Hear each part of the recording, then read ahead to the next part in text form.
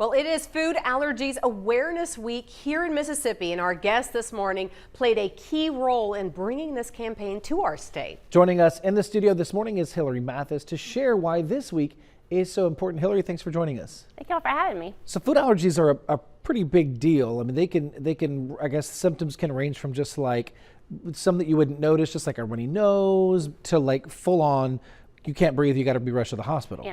Anaphylaxis, yes, you're correct. So tell us why the focus on food allergies, specific, not just for this week, but why the very intense focus on it? So food allergy awareness became a passion of mine when my son was diagnosed with food allergies when he was about 6 months old. From the time he was born, he had severe eczema. He was just always super unhappy, and so we got him tested. Sure enough, dairy, egg, and wheat, and he outgrew the wheat, thankfully. But our allergist just gave us an EpiPen, said avoid these allergens, and sent us on our way.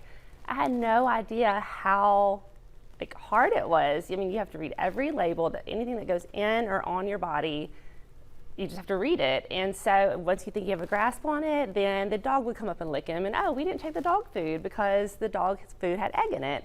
And so it's just something that it's hard. I mean, depending on your allergies and what's going on, but especially when they're so little too. It's just checking everything, and they put their hands in their mouths.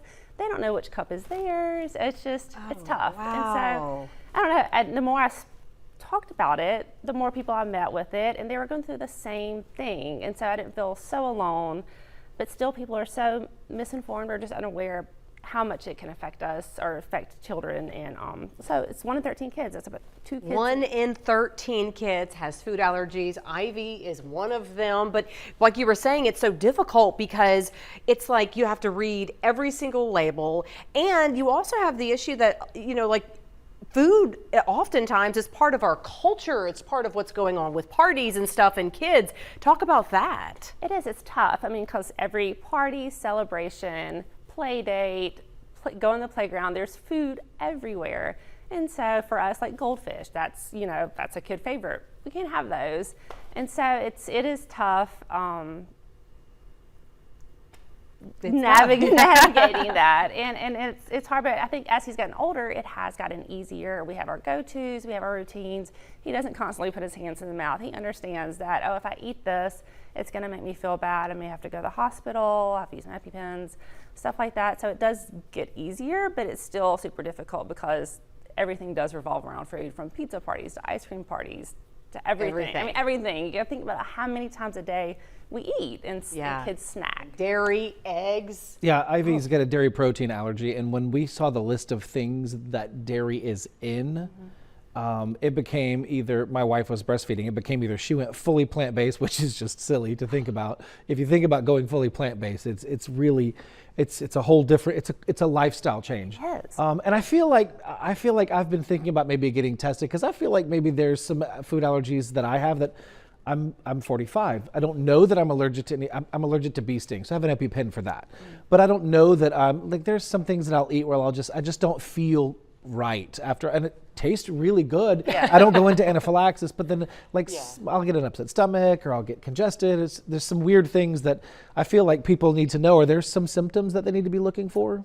So that sounds kind of like an intolerance maybe, but for food allergies, it's more like, so for my son, if he just has a sip of milk, hives, rash, and then eventually he'd start vomiting, and then when he starts coughing, I mean, usually It's gotta be so scary for a parent. It's so scary, and it's traumatizing for, depending on how old the kids are, for them, and especially for the parents, to see you go through something like that with your child. It's hard. And so you try to do everything you can to prevent it the first time, and then it happening again. It is tough. It's very tough, but. Well, we're going to have to leave it there, but you know what? We have this Food Awareness Week going on right now in Mississippi. Hillary was telling us one of the best things you can do is you can actually ask or be aware of the food that you're preparing for parties and stuff, and just communicate. So again, thank you for this proclamation for this week, and we hope to talk to you again soon. Yeah, thank you all so much for having me. Coming up more.